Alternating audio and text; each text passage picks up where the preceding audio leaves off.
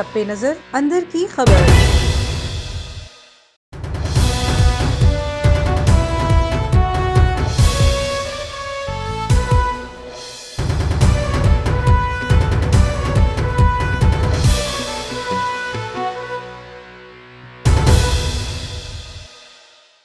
बिस्मिल्लाहिर्रहमानिर्रहीम, अस्सलामुअलैकुम। A1tv के साथ मैं हूं अफरा रशीद।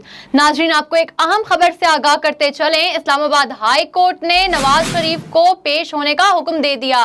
जस्टिस आमिर फारूक ने रिमार्क्स दिए कि साबिक वजीर आजम को अभी मफरूर करार नहीं दे रहे, उन्हें अदालत में पेश होने का हुक्म देते हैं। आइंदा समाअत पर पेश ना हुए तो इश्तिहारी करार देने की कार्रवाई होगी। इस्लामाबाद हाई कोर्ट के 2 रुकनी बेंच ने नवाज शरीफ की हाजिरी से इस्तिस्ना की दरख्वास्त पर समाअत की।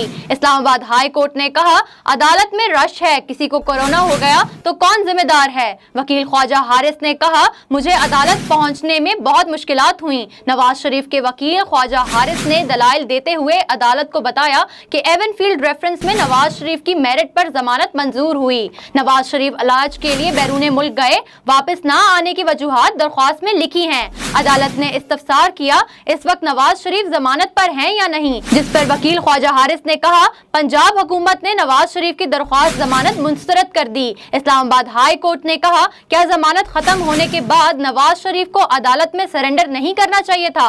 वकील ख्वाजा हारिस ने कहा, नवाज शरीफ का केस मुनफरिद है, अदालत को सरेंडर ना करने पर तफसीली आगाह करूंगा। नवाज शरीफ को जो बीमारियां थी, इसका इलाज पाकिस्तान में नहीं। इस्लामाबाद हाई कोर्ट ने साबिक वजीर आजम नवाज शरीफ को 10 सितंबर को तलब कर लिया। वकील ख्वाजा हारिस ने कहा, 10 सितंबर की तारीख ना दें, 3 हफ्ते का वक्त दे दें। अदालत ने कहा, हाजिरी से इस्तिस्ना की दरख्वास्त पर मुनासिब हुक्म जारी करेंगे। वफाकी हुकूमत भी अपना मौक़िफ़ पेश करे, अभी हम फाइनल ऑर्डर पास नहीं कर रहे। नाजरीन, आपको एक बार फिर अपडेट करते चलें। इस्लामाबाद हाई कोर्ट ने नवाज शरीफ को पेश होने का हुक्म दे दिया। जस्टिस आमिर फारूक ने रिमार्क्स दिए कि साबिक वजीर आजम को अभी मफरूर करार नहीं दे रहे, उन्हें अदालत में पेश होने का हुक्म देते हैं। आइंदा समाअत पर पेश ना हुए तो इश्तिहारी करार देने की कार्रवाई होगी। A1tv से फिल वक्त इतना ही। मज़ीद खबरों और तफसीलात के लिए आप विजिट कर सकते हैं हमारी वेबसाइट A1tv.pk और आप हमें फेसबुक और यूट्यूब पर भी फॉलो कर सकते हैं।